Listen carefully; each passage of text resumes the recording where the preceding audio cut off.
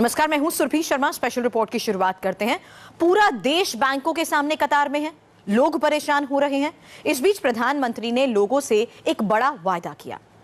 गोवा में पीएम ने कहा, मुझे सिर्फ 50 दिन दे दो, अगर कोई गलती हुई तो उसके बाद जो भी सजा देना हो दे देना। बड़ा सवाल है, क्या देश ऐसे हालात में 50 दिन तक संयम रख पाएगा? मोदी के इस वायदे पर देश के अलग अलग शहरों के लोगों की क्या राय है, आपको सुनाएंगे। लेकिन सबसे पहले सुनिए पीएम ने गोवा में क्या क्या कहा। मैं जानता हूं मैंने कैसे कैसी ताकतों से लड़ाई मोल ली है। मैं जानता हूं कैसे कैसे लोग मेरे खिलाफ हो जाएंगे। मैं जानता हूं 70 साल का उनका मैं लूट रहा हूं।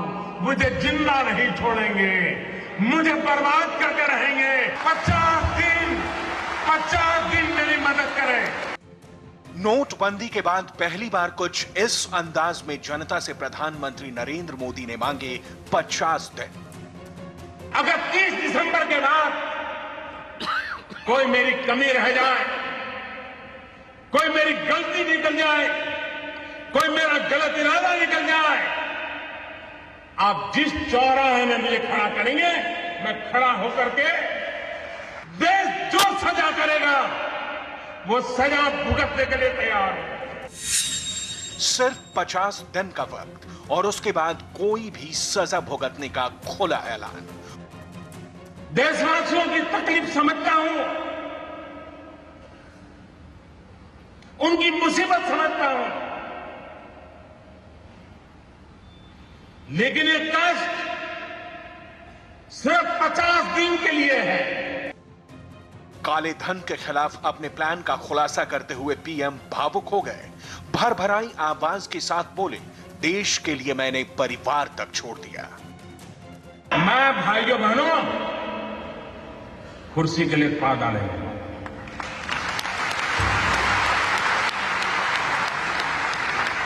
मैंने घर, परिवार, सब कुछ देश के लिए छोड़ा है। गोवा की धरती से मोदी ने देश को भरोसा दिलाने की कोशिश की कि सिर्फ 50 दिन की मुसीबत है, उसके बाद सब ठीक हो जाएगा।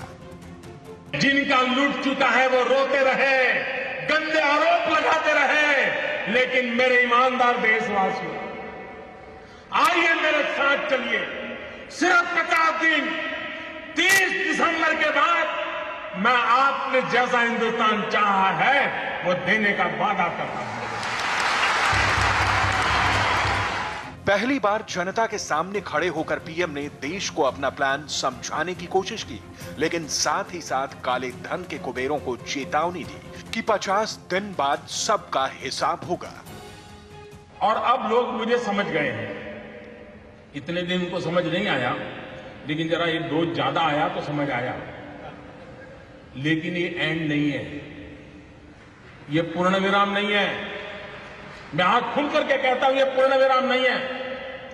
देश में भ्रष्टाचार, बेईमानी बंद करने के लिए मेरे दिमाग में और भी कई प्रोजेक्ट चल रहे हैं।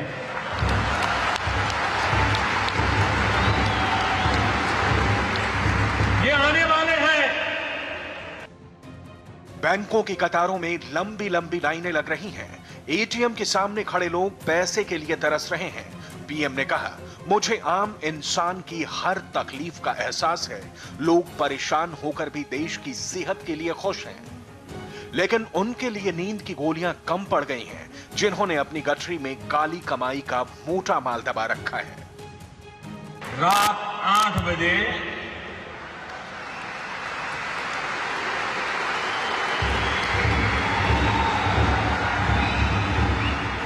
देश के करोड़ों लोग सुख चैन की नींद सो गए।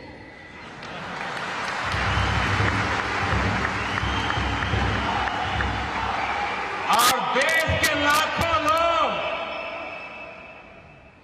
नींद के लिए गोलियां खरीदने जा रहे हैं। गोलियां नहीं मिल रही हैं।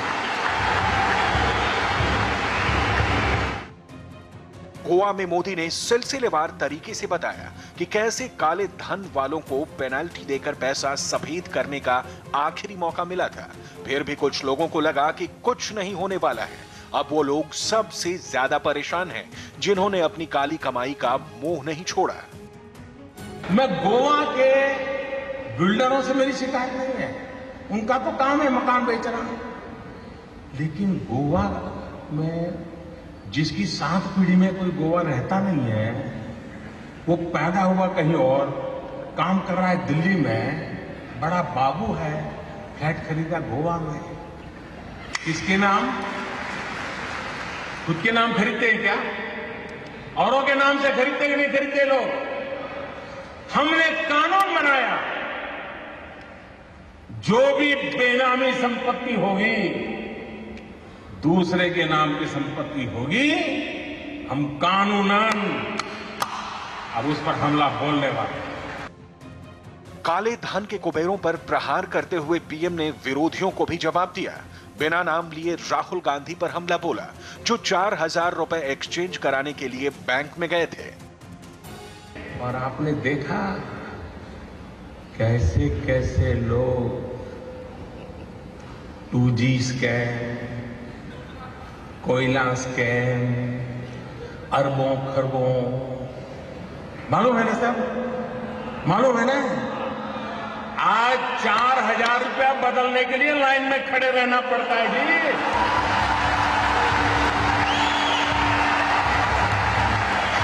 पीएम ने कहा जनता के पास 50 दिन हैं, लेकिन उनके पास सिर्फ 17 महीने हैं और अगले 17 महीनों में भ्रष्टाचार की हर बीमारी का इलाज करना है। पैसा कहां से आता है, कहां जाता है? भाइयों बहनों, ये 70 साल की बीमारी है और मुझे 17 महीने में मिटानी है। 8 तारीख रात 8 बजे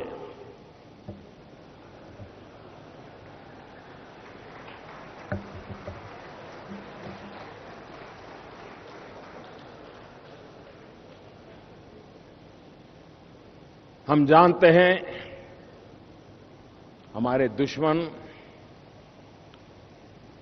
हमारे देश को तबाह करने के लिए उनके अपने देश में जितनी करेंसी छापते हैं उससे ज्यादा हमारे देश में नकली नोट घुस जाए, जाली नोट घुस जाए, उसके खेल खेलते रहे। और बड़ी बड़ी नोटें जो एक्सट्रीमिस्ट ग्रुप है, नक्सलवाद के नाम से हो, उग्रवाद के नाम से हो, एक्सटॉर्शन कर करके लोगों से रुपए पड़ाते हैं, जंगलों में पेड़ के नीचे दबा के रखते हैं, आर्म्स लेते हैं, आतंकवाद को बल मिलता है। इनकी ये जो धोरी नस है, जहां से उनको पैसा आता है, उसको काटना बहुत जरूरी था। इसलिए 8 तारीख रात 8 बजे 1000 और 500 की नोट, जाली नोट, इन सब पर एक बहुत बड़ा निर्णय सरकार ने किया है।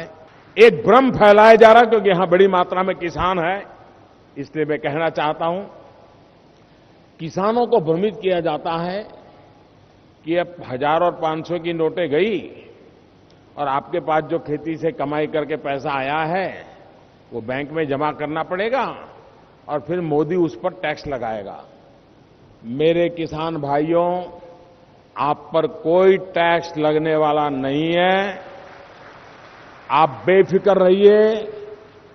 ये देश आपका है, ये पैसे आपके हैं, ये बैंक भी आपकी है, ये मोदी भी आपका है। इस समय देश में 500 और 1000 की नोट, इसकी वैल्यू करीब करीब 14 लाख करोड़ रुपया है। कहां 145 करोड़ और कहां 14 लाख करोड़। और इसी का फायदा दुश्मनों ने, समाजद्रोहियों ने, भ्रष्टाचारियों ने इसका फायदा उठाया है। अगर इसको जड़ मूल से नहीं उखाड़ के फेंकेंगे तो देश की भावी पीढ़ी को उसके सपनों को पूरा करने में हमारी व्यवस्थाएं ही रुकावट बन जाएगी। और इसलिए मेरे प्यारे भाइयों बहनों, ये मैं नहीं कह सकता कि इतने बड़े निर्णय से कोई तकलीफ ही ना हो। मैंने पहले दिन कहा था असुविधा होगी, कष्ट होगा, तकलीफ होगी, लेकिन इससे 70 साल की बीमारी, इससे मुक्ति का रास्ता खुल जाएगा मेरे भाइयों बहनों। भावी पीढ़ी के लिए रास्ता खुल जाएगा। गरीब मध्यम वर्ग का आदमी गर्व के साथ माथा ऊंचा कर करके जी सकेगा।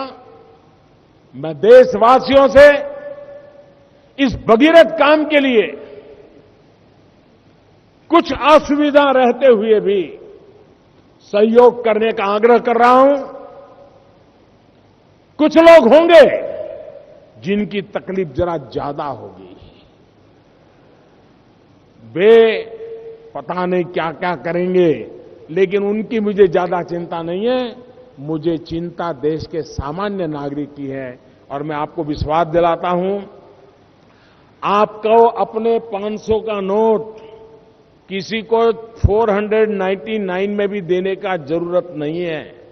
आपका 500 का 500 आपके हक का है, आपको मिलेगा।